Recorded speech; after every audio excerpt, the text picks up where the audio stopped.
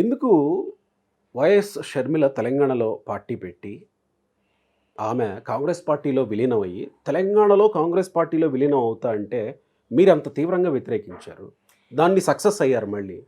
Success failure కాదండి. ఉన్న పరిస్థితుల్ని బట్టి ఇక్కడ ప్రజా సెంటిమెంట్ని చూసి బహుశా ఆమె ఇక్కడ ఆమె విలీనం చేసేదానికి ఆమె పార్టీలో కూడా మాకేమంత స్ట్రెంగ్త్ డెప్త్ కనపడలేదు.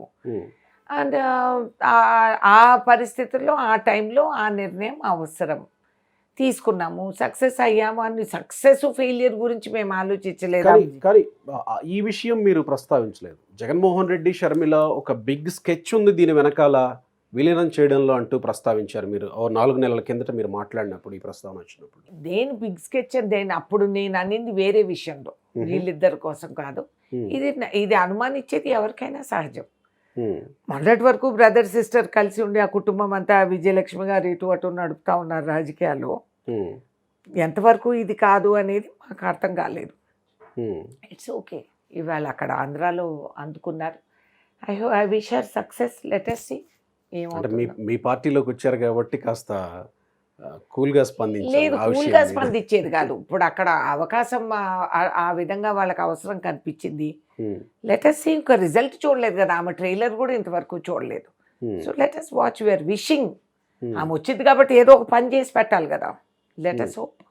అమరావతి రైతులు ఎన్నో సంవత్సరాల నుంచి అక్కడ పోరాడుతున్నారు, అంత చేస్తున్నారు, అన్ని కష్టాలకు గురయ్యారు, అన్ని విధాలుగా వాళ్ళని ఏడిపించి అవమానపరిచి ఆడవాళ్ళపైన చేతులు చేసుకొని పోలీస్ ఇబ్బందులతో దౌర్జన్యం చేసి ఏ విధంగా హింసించాలో అన్ని విధాలుగా హింసించారు. మరి ఇదే అన్నయ్య కదా ఈ మీరంటున్న హింసించినటువంటి రాష్ట్రానికి ముఖ్యమంత్రిగా ఉంది.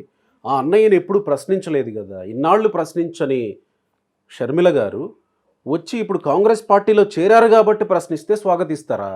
ఎస్, మాకు సమస్య పరిష్కరణ అవ్వాలా. మోర్ ఇంపార్టెంట్ దాన్ అమరావతి రైతులు. He is not more important అని మేము కోరేదే అది. మాకు ఒక ఆయుధం దొరికింది షర్మిల గారి రూపంలో. Let her question. మేము అడిగేదానికంటే వాళ్ళ అన్నగారిని ఆమె అడిగేది ప్రజలు వింటారు కదా. ఒక కుటుంబ సభ్యురాలుగా ఆవిడకి వాస్తవాలు తెలిసి అనేది నమ్ముతారు కదా. అంటే ఇన్నాళ్ళు ఏమైపోయారని అడగరా? నేను అడిగాను కదా, నేనే అడిగాను.